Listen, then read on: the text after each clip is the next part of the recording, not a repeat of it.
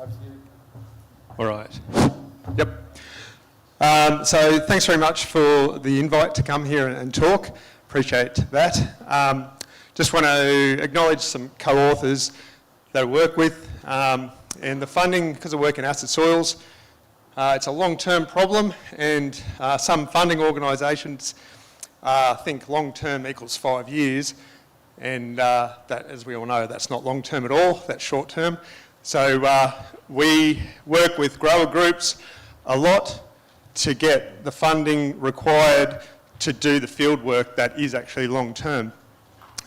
And then you get interest from other players later on. So I'm going to talk to you about work that we've been doing about acid soil management. I'm going to start off just setting a foundation. We care about acidity and soil pH because it affects plant growth. So how it does that is by affecting nutrient availability. The nutrient availability, I'm going to show you graphs today. On this one, the x-axis is soil pH. All of mine are more acid on the left and more neutral on the right, and plant availability going from low to high. So rules of thumb are always bad, as a rule of thumb. But generally, if you had a metal thing like a shovel, and it's solid, but you stick it in a bucket of acid, what's going to happen to that solid? It's going to dissolve and turn into a liquid, and plants take up liquids. So metals become more available in acid soils. So you drop the pH, and metals like iron, copper, zinc, manganese, and aluminium become more available. So available that some of those metals can become toxic. So aluminium and manganese become toxic to plants. They hurt plants. Going the other way, molybdenum is the only thing that goes the other way. So it's unavailable at low pH, quite common to have deficiencies because it's so unavailable. And when I went to uni, we were taught if you had an acid soil, put moly on, because the problem's probably a moly deficiency. And moly fertiliser was cheaper than lime. That's what we were taught. And of course, the one that's missing there that's kind of important is P, and P has a bell curve. So it's more available around pH 6s and 7s. And as you get more acid, your P will get bound up, and as you get more alkaline, the P gets bound up. So this is why pH impacts plant growth, either through toxicities of really overly available metals or deficiencies like molybdenum and phosphorus. That will affect plant growth. Aluminium affects root growth. And so what I have here is a photo of lucerne, called out to a paddock because there was a problem, had good bits and bad bits. We use dig sticks, and dig sticks are just a metal rod with a slot machined into it. So you can bang it into the ground and pull it out, and you get a core of soil like an apple corer. So it allows you to see into the profile. You can then go to Bunnings and get a simple pH kit, colorimetric pH kit, pour it on the soil. And so wherever you see purple, it's neutral to slightly alkaline, green is good, and yellow is bad. And you can see here in the bad patch, we had lots of yellow, very, very acid soil, and it stunted the root growth. So here, we only had about 5 centimetres of roots. And the above ground biomass showed that quite poorly. Over here, where we had green, so the acidity had been removed, lots and lots of root growth, fantastic shoot growth, and because you've got the roots, because you've removed the aluminium, you get fine root hair. And fine root hair is where the rhizobia impact the plant. So that's where you get your nodulation. And so if you get reduced root growth for a legume, you'll also get reduced nodulation. If you don't have nodules, you don't get that end fixation. And if you're not getting nitrogen fixation from your legume, it's just a complicated grass in your system. And your system will suffer because of it. I want to plant in your head right now, you will grow the legume. It will be there, but it will not be functioning like a legume. So go and check your legume roots to see that they've got the nodules that you think they have. That phosphorus at low pH gets bound by iron and aluminium, and that decreases the P availability for plants. What does that mean to you? It means that if you've got an acid soil, you will be putting on P fertiliser trying to overcome that problem. So it will work, the P fertiliser will work, but it's a really inefficient use of that P fertiliser. If you remove the acidity, you get better bang for your buck for the P fertiliser. You don't need to put so much on because more of it's going into the plant rather than getting bound up. That's important. And the other thing that people don't talk about, but we've seen, is if your plant is sick because of those nutrient deficiencies and toxicities, if it's sick because of the acidity, it is stressed and it will be more susceptible to disease and insect attack. So if you can remove that acidity, that one of the stresses that plant or those plants will see in your system, if you remove the acidity, they become more resilient against the other stresses. And so that's an important benefit as well. So with acidity, we know how the story starts. We know what happens. So basically, as plants grow, they take up nutrients, and part of that transaction is the plant takes up nutrients, it excretes acid into the soil. And so cations, the positively charged nutrients, come into the plant's response is to excrete acid into the soil. If I'm a plant and I'm pH neutral and I excrete acid into the soil, I'm going to be alkaline now because I've lost acid. So the plant becomes alkaline in that. So just normal plants growing, take up nutrients, excrete acid into the soil, the plant becomes alkaline. That plant will die and that alkaline material will go back into the soil and neutralise the acidity that was formed. So that's a cycle, a natural cycle. Net effect is zero, is the idea. However, in agriculture, we are all about utilising that plant material. So we cut hay, we put an animal in that eats that alkaline plant material, turns it into meat or fibre, and then we sell that. Or we harvest the grain and we sell that. All of agriculture is about exporting product. All of that product is alkaline. And it's alkaline because the soil became acid. So when you remove that alkalinity, all you're left with is the acid in the soil. We turbocharge that in agriculture by using urea and ammonium-based fertilisers to get more product removal. I'm not saying don't do that, I'm saying do that, but there's a cost to it, and the cost is your soil's becoming more acid, and eventually you're going to have to do something about that. You have to bring alkali in from somewhere else and put it in your paddock, and that's what lime is. And just noting, legumes, you might get your nitrogen for free, in that you didn't have to pay for it, but legumes still acidify the soil. So the more productive your legumes are, the more acid your soil becomes as well. And just as evidence for that, so here we've got soil pH along the top here, acid to neutral, depth down to 20 centimetres. And I'm going to show you soil is a really good soil. We went into an area, it was a cemetery. You have to be really careful where you're coring in a cemetery, to be fair. But cemeteries are good because there's no agriculture there. There's no product removal. There's products coming into it. But anyway, so that's what the cemetery looked like. Right next door, the same parent material, the same everything. The only difference is there's a fence and this bit's farmed, and it had been farmed for about 80 years, I think, from memory. Really good production, lots of loose and grown hay cut, good crops, productive crops, even a liming history, 2.5 tonnes to the hectare, roughly every sort of 10 years, which is rule of thumb what people should have been doing based on research from the 1980s, which looked at agricultural production and said, right, that production needs this much lime to balance it, right? And that's where our rule of thumb, 2.5 tonnes per hectare every 10 years. From 1980, think about some of the people in the room here I can tell were farming in 1980, or the 1980s, early 90s. Think about how productive your farm is now compared to then. Think about the DSC that you're running, think about the yields that you get. You are much more productive now. So our acidification rates are a lot higher now than what they were when the rule of thumb was made. Anyway, so this farmer was doing all the right stuff, And that's what the pH profile looked like. High at the surface because that's where the crop residues or pasture residues fall, so that alkali return from the plant, plus the liming that would have been applied at the surface.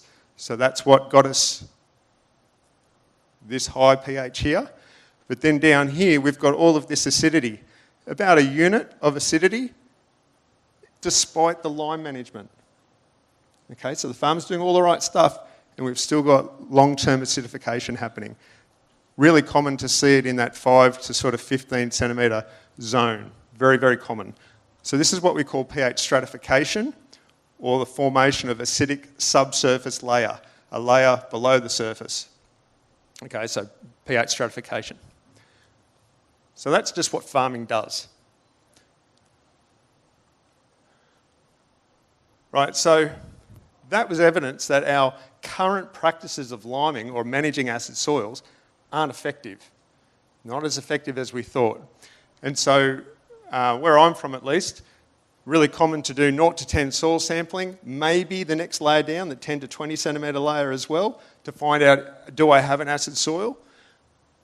And if the soil pH is below 4.8, you might then pull the trigger on a liming intervention. And why 4.8? So here's a graph, pH along here in 0 to 10 centimetre soil pH. This is percent aluminium. So this is, of all the places in the soil that can hold nutrients, like the clay and organic matter, whatever size, whatever the reserve is that soil has to hold nutrients, how much of that reserve is filled up by aluminium. That's what the aluminium percent is. And so as we go up that y-axis, we're getting more sites filled up by aluminium, a nutrient that plants don't need but can be toxic to them. And that's the data for about 3,000 soil paddocks in New South Wales, at least, cropping and pasture. And so what you can see from that is there's an exponential increase in aluminium as the pH drops. It's a blurry line, right? So you still need, if you know what your pH is, you still need to know this number because you could have a soil pH of, say, 4.4, 5% aluminium, or you could have 75% aluminium. So just knowing pH isn't enough. You need to know the percent aluminium as well. But when I was at uni, we were taught most plants can survive if the percent aluminium is less than 5%, so that's what that blue line is. And you'll see that that pretty much happens at 4.8. There are virtually no data points to the right-hand side or above 5%. So there's no data points over here. So if we can keep the pH above 4.8, we shouldn't have aluminium percentages of greater than 5%. That's the concept, right? And so what we then did was put on just enough lime to get above 4.8. So when the soil was acid, you put lime on to get it up around 5 somewhere, and then you'd lime. Just remembering, I was taught 5%. I don't know how many other people were taught that, but this is canola, this is 2%, and you can see that if you remove the aluminium, the plant loves you for it. So I don't think that 5% is true. From what I've seen, it's not true for canola, and it's definitely not true for pulses and legumes. So the microbes can't infect stubby roots. You need those fine root hairs. You lose fine root hairs even at, say, 2%. So what we end up doing with that is we farm in this little zone here where we will lime to up around 5 somewhere to get rid of the aluminium. And then we will acidify the soil until it drops back somewhere below 4.8, so 4.5 or something like that, and then we'll lime again. So we go from here, farm to here, lime back to here, farm to here. That's what we've been doing with our current liming practice. The problem with it is this. When you're operating over here, your plants are hurting. Your legumes are impacted, they're not fixing as much nitrogen. So your system is suffering. And you let it suffer, then you put lime on and you see the response and you feel good because you saw the response. But you saw the response because the thing was suffering. The plants were impacted by the acidity. So we, agricultural researchers and extension people and industry people, have trained farmers to act when you see a response. And that's not always good, because if you see a response, you've already had a yield loss or a production loss. So one of my messages is we need to be proactive. We want to be liming so that we never feel this pain. We need to be liming up here. Lime, farm, lime, farm, lime, farm. We never get the harm from acidity if we do that. You got me on that? So it's a mind shift, and it's hard, because here's this practice that I'm recommending. You will never see a negative. You will never see a positive. But it will stop you from hurting. It's kind of like change your oil in your vehicles and your engine won't blow up. How do you test that? Right? Okay, so I'm going to show you now. Here we've got soil pH going acid and up, so higher pH as we go up the page, and left to right is years. And so this is based on long-term data. It was a trial that was done just outside of Wagga, went for 18 years. And what we know is that if you look at 0 to 10 centimetres and then the 10 to 20 centimetres, and you lime like I showed you, so we had an acid soil and we limed it to just over 5 to make the aluminium go away, farm until it acidifies again, re-lime to make the aluminium go away, farm, re-lime to make the aluminium go away, you get this sawtooth of liming maintenance, or pH maintenance. That's what I call that. So that's what we've been doing. The problem with that is, and trial after trial after trial shows this, when you do that, this is what happens in the 10 to 20. It just continues to acidify, because you're still getting all those acidifying processes happening, but the lime's not going to where the acidity is being created. So this is 18 years of management which still has acidity as a main constraint. What the master trial did, that long-term trial, what it did was it aimed to have that pH higher, set higher, so that we never feel the pain of the aluminium or the acidity. And so it set a target of lime and then re-lime once you get around 5.5. So lime, farm until it acidifies. Once you get around 5.5, re-lime, farm, get back to 5.5, re-lime, farm. And so it's still a sawtooth of lime maintenance or pH maintenance, but it's happening at a higher level, a higher plane. You with me on that? Now, when you do that, this is what happened to the pH in the 10 to 20 centimetre layer. So after 18 years, it increased pH by almost a unit in the 10 to 20 centimetre layer from surface applied lime. And so that soil, after 18 years, at pH of 5, there was no aluminium there. There was no acidity in the 10 to 20 centimetre layer. And all it cost you, as the grower, was a larger lick of lime earlier to get up and over 5.5. And in this case, so in this case, it was 3.7 tonnes. Now, I've spoken to a lot of people about this. Some people get really offended by that number. They say it's a big number, you've got to be crazy. Well, over here, you're putting on 2.5 tonnes anyway, so it's the marginal difference which is new, which is 1.2 tonnes. So put on 1.2 tonnes extra. No one's going to run me out of town saying that. But the difference is this long-term benefit. So this data was evidence, and you see it in the literature a bit, the evidence is there. When you keep the pH up and over 5.5, you get more of the alkali from the lime getting deeper into the soil, addressing the subsoil acidity or subsurface acidity. So we are saying keep your pH above 5.5. Now I'll tell you my journey in this, getting around telling people keep your pH above 5.5. What's the number people heard? 5.5. What was their pH target? 5.5. What do they say? Keep it above 5.5. Not lime to 5.5. Keep it above. So then we changed the language. 5.8. Why 5.8? Because it's above 5.5, but it's a number that people will remember, and that number's not 6, because 6 is a bigger number than 5.8. right? Literally, that's where we're at. So if you can get over that, 6 is a good target, right? But if 6 is too much, 5.8. How that works, calcium carbonate, lime, right? Carbonate is the bit that makes the pH go up. Carbonate is the hero, it's got the cape. Calcium does nothing. It's a passenger, it's there, but it contributes nothing. We all know people like that, right? That's what calcium is in this reaction. This is insoluble. It means it doesn't move. And this is why all the old research where we were just getting liming to get the pH up around 5, you would change pH where the lime was. Wherever you put the lime is where you got the pH change, because that calcium carbonate was insoluble. But what we know is, when that calcium carbonate breaks down, the first breakdown is actually forming a product called calcium bicarbonate.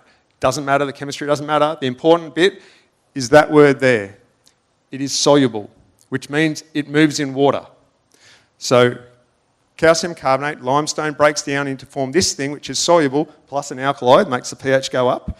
And then the next step is that breaks down, this breaks down to another alkali and releases the passenger calcium, the do-for-nothing person, right? So overall, you put on calcium carbonate, lime, you get 2 alkalis, the pH goes up a lot, and you get calcium released. But this is the important bit. These reactions happen at different pHs. And so at pH up around 7, bit over 7, calcium carbonate doesn't even dissolve. That's how lime is present at that pH. At pHs around 6, that's when you get the bicarbonate present, the soluble form. It exists around pH 6. And this stuff, if the pH is even lower, that reverts to this really quickly. So what am I telling you? I'm telling you that if you want lime to move, i.e. you're not cultivating it in, you're putting it on the surface and expecting it to move down in your perennial pasture systems, you've got to hit this pH target and keep this in this soluble form so it can move down. And that is only soluble around pH 6. So there's a sweet spot. Too high, around 7, lime won't dissolve. Too low, you don't get the calcium bicarbonate persisting. And the lime will change pH wherever you put it. So if you want lime to move, that target of about pH 6 is really important because it keeps calcium bicarbonate in that soluble form. All right, so running through a scenario here. You know you've got an acid soil because you did a soil test, 0 to 10, I've got an acid soil. Hurrah, let's lime that. So you put lime on and you come back and take a 0 to 10 soil sample. Results come back from the lab and it says pH is 5.2. And you would think, I've turned my acid soil, which had pH 4.6, and now I've put lime on and it's 5.2. And so you'd be thinking, I don't have acidity in this paddock anymore, I can grow whatever I want. Is that fair? Yep. The problem is, and you'd think lime would work, and the problem is solved. The problem is, that 0 to 10 is an average of the soil pH in the top 10 centimetres. And plants don't grow through averages. They grow through the layers, those stratified layers that I showed you before. And so when you go looking for them and you measure in 5 centimetre intervals, that same soil actually had a pH of around 6 in the top, but around sort of, I don't know, what do you call that, 4.4 in the 5 to 10 centimetre layer. So you put lime on, you paid the money, you tested it, and it said, I don't have a problem, but the acidity is still in the paddock. Okay, so you would grow your sensitive crop there and it would suffer because it's still acid. So you haven't solved the problem at all, you just spent money. You've still got the problem limiting your plant growth. Run you through 2 soil scenarios here, a red one and a blue one. So we're saying that we should be measuring soil pH in 5 centimetre intervals to 20 centimetres. And the reason is you get to see the shape of these pH curves. And so if you did that for these 2 soils, they can look like that. So 0 to 10, they were the same, but lower down you see the blue one diverging, its pH is trending up, the red one's still acid at depth. And so what this says to me is I can fix this blue soil. It's only got a little acid layer here, sort of 10 centimetres below the surface. That's within reach. If you wanted to cultivate lime into the soil, you've probably got machines in your shed right now that can do that. okay, that can cultivate and mix lime to that depth. If you don't want to cultivate and you just want lime to move down with time, hitting that pH target of pH 6, that will fix that pretty quickly. I'll show you how quickly in a minute, but pretty quickly, like years. It's still years, not months, but years. For the red soil, that's those same practices. You have to incorporate lime much deeper, or if you just incorporate lime to this depth, you'll still have acidity here limiting the system. So your expectations of that liming intervention needs to be checked because you've still got the problem. But those 5 centimetre intervals allow you to see what you've got and allow you to determine what I want to do to fix it and how long I'm going to have to wait. How soon can I grow that sensitive plant? That's the value of that. And if you're not doing that, you won't know. That's faba beans grown in a paddock that's had 4 tonnes of lime in 2 different applications, and the pH was 5.3. I don't have an acid problem. Those roots grew 5 centimetres. Faba beans aren't supposed to be that colour. There were no nodules. It wasn't fixing nitrogen. That was a crop failure that could have been saved with 5 centimetre sampling intervals because the farmer would have known that the acid layer is still there and he would never have grown faba beans if he knew. So when do you use these 5 centimetre sampling intervals? When you're concerned about acidity, when you've got poor plant performance and you're trying to work out what the hell is happening, when you're trying to establish new species of crops or pastures that you know are going to be sensitive to acidity, and then after you've made a liming intervention, importantly, checking to see that what you did actually solved the problem that you were chasing to solve. So finding out for sure that the acidity has been removed before sowing that sensitive plant. That's when you pull the trigger on that. People say, oh, but it's expensive. It is not expensive, right? I don't know how many of you get soil test sheets. They're big, they've got lots of numbers on them, many rows of data. And how many rows do you actually look at? You look at pH, maybe potassium, phosphorus, right? There's a lot of stuff you don't look at. So don't pay for it. Pay for the stuff that you use. So I say measure pH, measure Colwell P, Olsen P if you're into that. Cations including aluminium, that's one test. The labs won't tell you that, right? They'll by default will get you 2 tests for that. You only need 1 test. Cations with aluminium, that costs $44 a sample. 4 layers, I'm into it for under $180, including GST, per site, be it a zone or a paddock, okay? And you've got that shape. You've got your aluminium percentages. You've got your stratification of P, which is a thing. So it's huge amounts of information for not a lot of money. I've spoken to people, oh, $180, I've got a lot of paddocks, they're going to cost me a lot of money. That faba bean crop, that failure, that's a lot of money. You got me? Finding out if you've got a problem is cheap.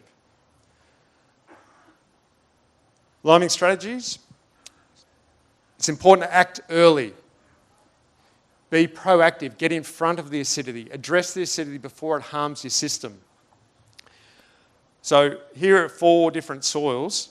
So if you're this black one, happy days, it's not acid. This one, you wouldn't have limed it. It's slightly acid, but under traditional systems or practices, you probably wouldn't have limed that in the past.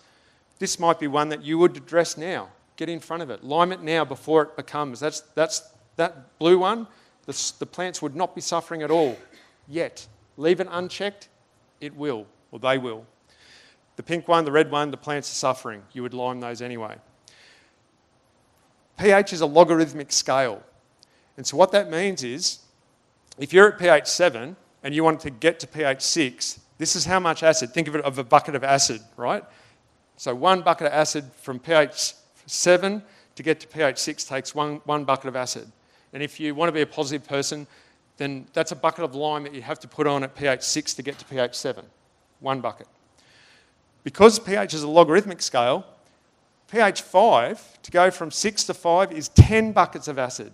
Or if you're at 5, it's 10 buckets of lime to get back to pH 6. And at pH 4, it's 100 buckets of acid to go from 5 to 4. Or 100 buckets of lime to go from 4 to 5. So if you're at 4 and you're trying to get to 6, it's going to be 111 buckets of lime. Okay, not a real unit, right? Got me? But that's what that means. Whereas if you're at 5 and you're trying to get to 6, then it only takes 10. Acting early means it's not going to cost you as much money. What's for certain? When we farm, we're moving all these curves to the left. So if you do nothing, you're going to end up, this is where you end up. Acting early doesn't take much lime, and you're just pushing out the disaster further in front of you, away from you. I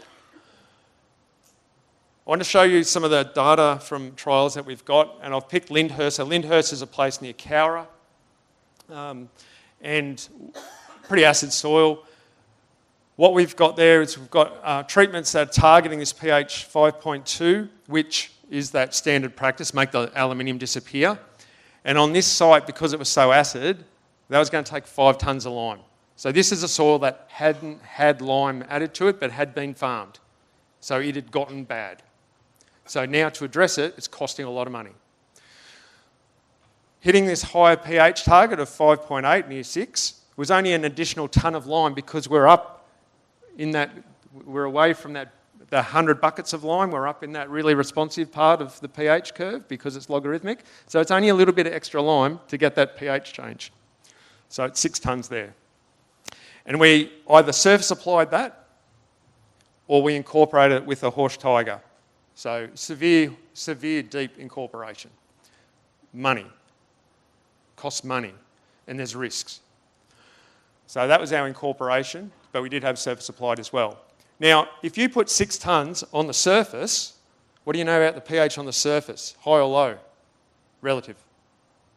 It's relatively high, right? For that profile, it's relatively high. So you're putting the lime on probably the highest pH layer in the top 20 centimetres anyway, and I've already told you that lime won't dissolve if the pH is high. So of that 6 tonnes, an awful lot of it is going to sit there and look at you and still be sitting there a year later, 2 years later. And so the logic is, well, man, if I'm going to have 6 tonnes and half of it's going to sit there and look at me, I'm better off having that 3 tonnes in another paddock doing a job for me. So one of the other treatments was put on enough to get just the top 5 centimetres to this, and that takes less lime, but come back and top it up. When the pH gets to around 5.5, top it up again. So I call it, this is our little and often. So don't put all the lime on at once. Put on enough to get the pH in the top up around 6. The alkali should move down. When it moves down, top it up again. You got me? So that's what that is, little and often. Now, I know there's cost involved in spreading lime, and so economically that's an issue. This is the research that finds out whether that's a problem or not. And then, that is severe deep cultivation, right? Let's not mince words. That's a big deal in a natural system. So if you're going to do it, our logic was do it right. So we had this sort of once in a generation treatment, which was do the deep incorporation, but put in enough lime so you fix the acidity to the depth of the incorporation. And the idea is after that, you should be able to come in and only ever put lime on the surface, hitting that pH target of 6, and the alkali will move down and do the job for us. But that paddock will only be cultivated with that thing once this generation. Yep, so that's it. It's not, we're going to run the risk of structural damage and erosion, all that sort of stuff, but we're only going to ever do that once. Reward the risk by putting on enough lime. That's what that is. Rightio, what happened? There's our pH, as you've seen before, depth down to 30 centimetres. There's our control. So you can see how acid this thing was, and it's acid to a fair depth as well. So when you don't address acidity, it gets worse. It heads to 4, and then it goes down the profile and acidifies at depth. So there's sandy soils, you start seeing that happening. I was in the Mallee a couple of weeks ago. They're starting to see that now on the sand dunes. That's what's happening now. Western Australia is full of that stuff. Here's our hitting a target of 5.2 in the surface. So we can, these bars, if you can fit these bars in between the data points, then the data points are significantly different from each other. And so you can see we've got differences down to sort of 10 centimetres-ish from doing that, but nothing below that. Here's our higher rate to higher target. And yep, I'll tell you, these aren't different, but the blue curve is on the right-hand side of the pink curve, and this is 2024 data. In 2022, they were different. So the pink one was further to the left, and the blue one is actually starting to acidify back, so because it's more productive. So it's dynamic. It's dynamic. This is our little and often, which is 3 tonnes, which is an awful lot like 2.5 tonnes, which is our rule of thumb that people would have been doing forever. And you can see it only really changed pH down to about 7 centimetres, which just confirms data that we've seen for decades now. That's exactly what happens when you lime with lower amounts of lime. It fixes the pH where you put the lime, but you get no movement below the layer where you put the lime.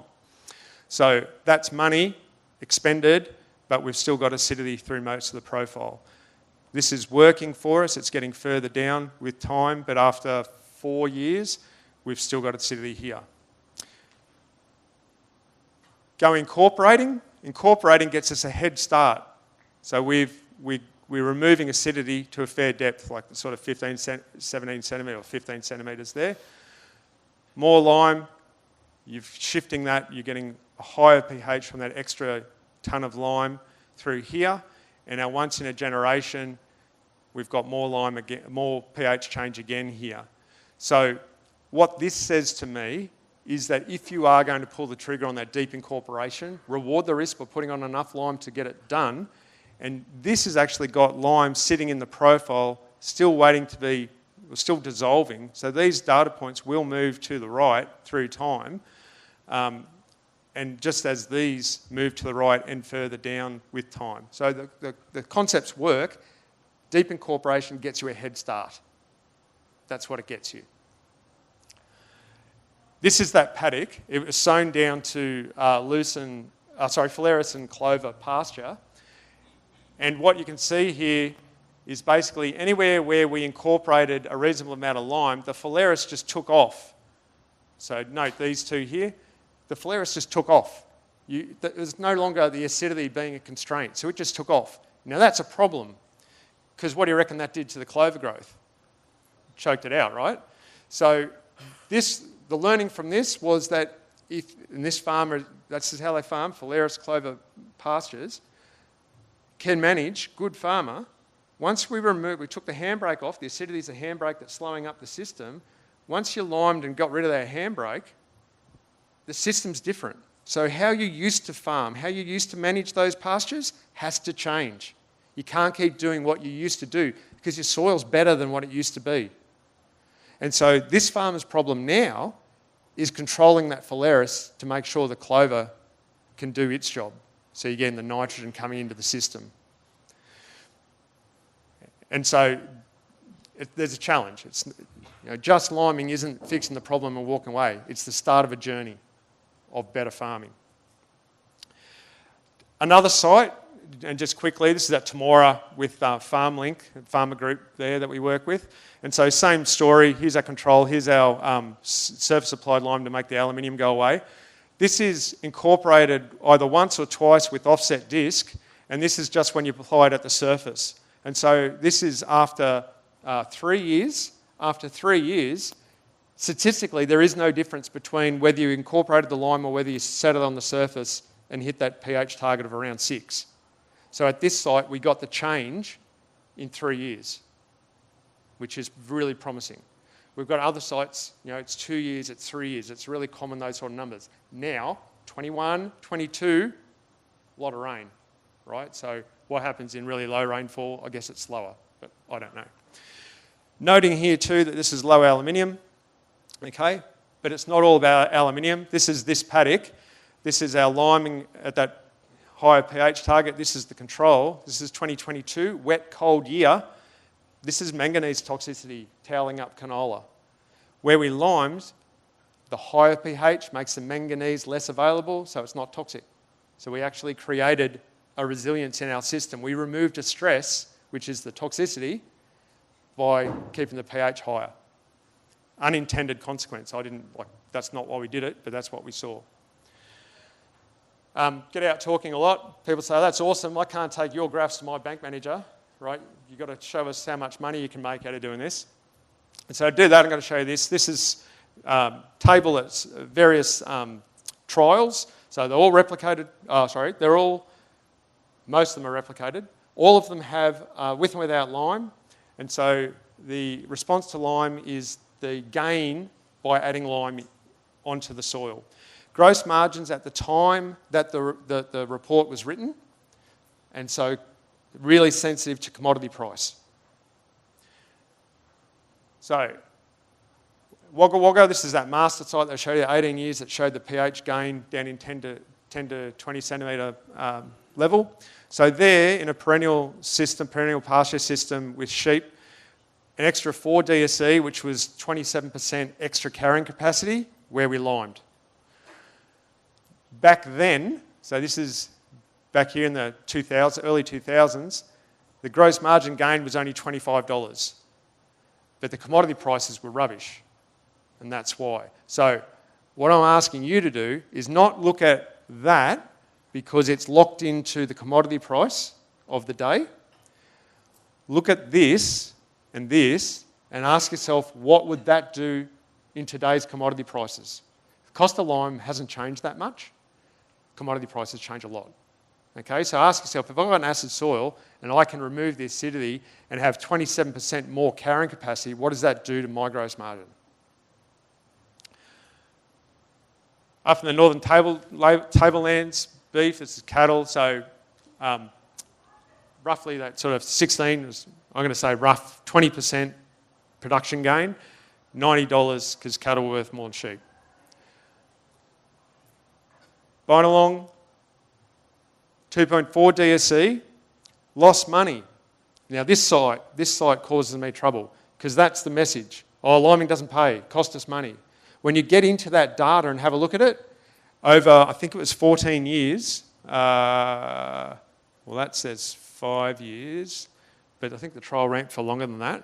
But there was 1 year, 2003, a drought year, they supplementary fed the sheep for a long time and put that bill on that treatment, whereas a normal farmer would have just moved the sheep out of that paddock, right? So it was 1 year, dropped that to a loss.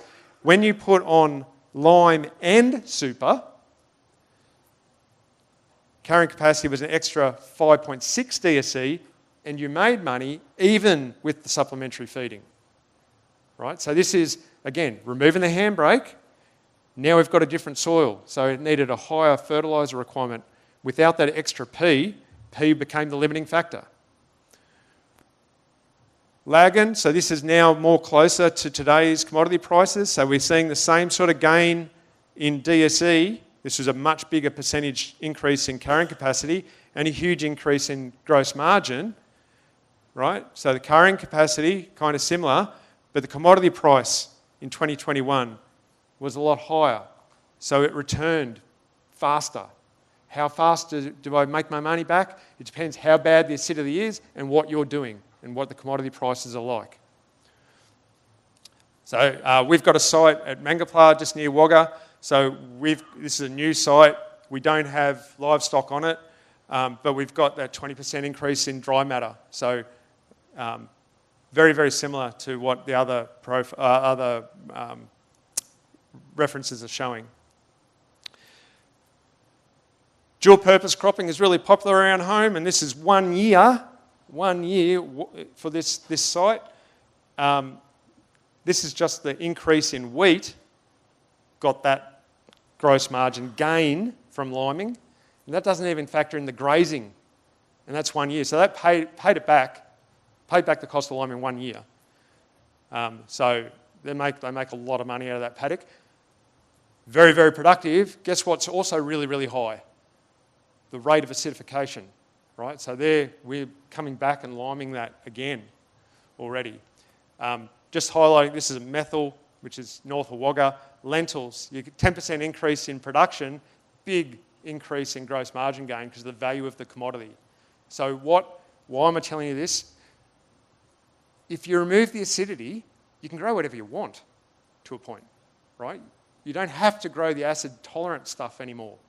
You can grow whatever you want. And that might be a higher value thing or a crop or pasture that's going to add value to your system that gives you financial benefit that you couldn't tap into if you were still farming with the constraint of acidity. Burrumbuttock, ridiculous name of a place, but here, this was liming before the acidity starts hurting.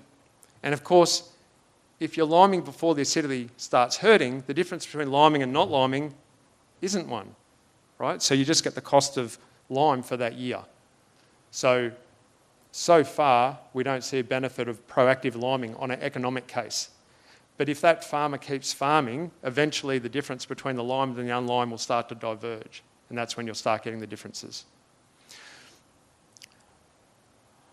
All right, so now what? So what we've seen is when we lime, you get much more root growth. Better root growth, you've changed the nutritional needs of your plant. You've got more carbon in the soil. You've got more biology in the soil. It's a different system now. So we can't treat it like we used to treat it. Where you remove the acidity, you get better crop and pasture establishment. And then the crop that you sowed or the seeds that you sowed outcompete the weeds that are there. So you don't get all this weedy crap in your paddock because your crop's outcompeting the weeds, not the other way around.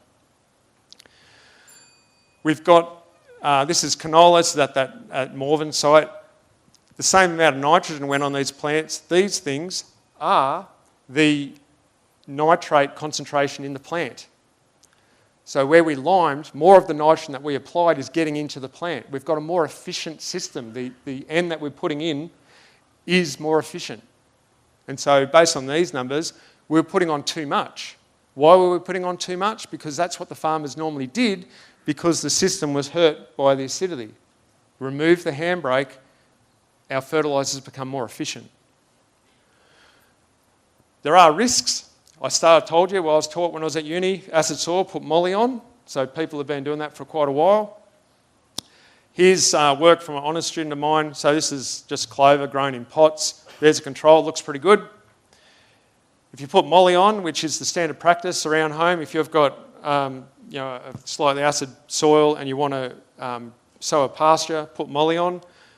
It actually makes it worse. We can see that here in the paddock. The clover would just look like that, and you think, oh yeah, I sowed clover, it came up, it's doing all right. In reality, it's worse than doing nothing.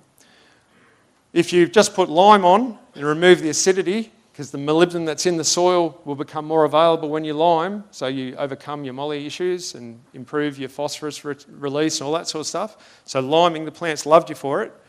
But if you put molly out, as your standard practice used to be, and you limed, it looked like that, which is kind of like a herbicide application. And so it towed it up. And so what we had there was too much molybdenum coming into the system. We put it on as a fertiliser and we got release from the soil. And so we got molybdenum toxicity. And we've seen that in the paddock. So this, you can see these strips. They're the high lime rates incorporated, molybdenum toxicity. So it happens. Have only ever seen it in 2022. Of all our trials, I've got 19 trials through the place, through the state. Only ever saw it on 3, maybe 4 locations, and only ever in 2022. So we need to do more work on that. The risks. That is a picture of someone sowing canola after using a horse tiger, making the soil all fluffy, and then the rain started and it never stopped. Okay, so there's risks. Soft ground, grazing, often if you're dual purpose cropping, you want to get the animals on there as soon as possible. The soil's really soft. They'll compact it down again and cause a lot of damage. Hostile subsoils, if it's dispersive, is sodic, and aggregate stability creates erosion risk. So don't be too gung-ho to go deep ripping is the message there. It will give you a head start, but there are risks involved. And just flagging here, we've got a new project called High Performing Pastures Mixes on Acid Soils, and the acronym of that reminds us of the word hippopotamus, so we call it the Hippo Project, and it's funded by MLA. So if you ever hear of the Hippo Project, it's not MLA losing their mind doing funding research on hippopotamuses. It's a project about mixes of pastures on acid soils. And so here we're looking at the competition between species in mixes once you remove the acidity, the persistence of those species, and their mineral composition, because they act in different ways in the soil. They compete with each other. It's really dynamic. It's really exciting stuff. But we're looking at that as a pasture system. So in summary, these 5 centimetre samples, right, from all the work I've done, in my mind, they're just a must-have if you're worried about acidity. If you're an agronomist who takes soil samples, you're going to hate me with a passion because I've just made your days longer and harder. But you're getting good data for your farmers. And I say to agros that go, Jace, it takes too long, I'm not going to do it. That 0 to 10 I showed you, if you've got a 0 to 10 pH, the number's almost meaningless, right? So as an agronomist, if you're prepared to go out and take samples to get a meaningless number and then charge your client for it, what does that say about you? Right? And I'm not going to answer that. You work it out, right? And so, again, farmers, I've asked my agronomist, they said they wouldn't do it. And I said, you know what time it is? He goes, what? I said, time to get a new agronomist, right? Lime is a capital expense, right? You put it in the ground, it improves your soil for a long time. It's not a fertiliser. It's not I've spent my money this year and need to get my money back this year. It has long-term benefits. And some of those benefits are more options for you as a grower to select different species. Incorporation does get you a head start. If you're going to do it, reward the risk and reward the cost by putting on enough lime to get the job fixed so you never have to do it again. Agricultural production is acidifying. Look after your really good soils. Otherwise, they will become your problem soils. The challenge farming is working out where to spend that money on lime. Where do you do it in your system, in the paddocks that you're managing? Hitting that target of 5.8 or 6 is important if you're expecting lime to move down by itself. If you don't hit that pH target, it won't move by itself. Okay, so we're saying aim for this, use 5.5 as a liming retrigger, and using that practice, you'll fix your soil and your system won't suffer from acidity again. And importantly, when we see responses to our liming interventions, you don't see them in a good year because the plants that suffer, that have crappy little root systems, when it rains all the time, they grow just fine. You see a response in the bad years. Liming repays you when you need it most, in the harder years. All right, so thank you. Leave it at that.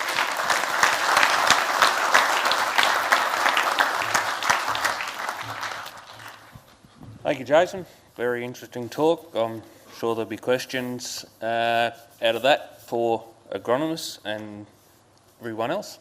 Haven't got time for any questions at the moment, so remember them until this afternoon with a Q&A with all the speakers, and we'll go and have some smoko. Back here at 10:30, to grab smoko and then move out into the foyer. Thank you.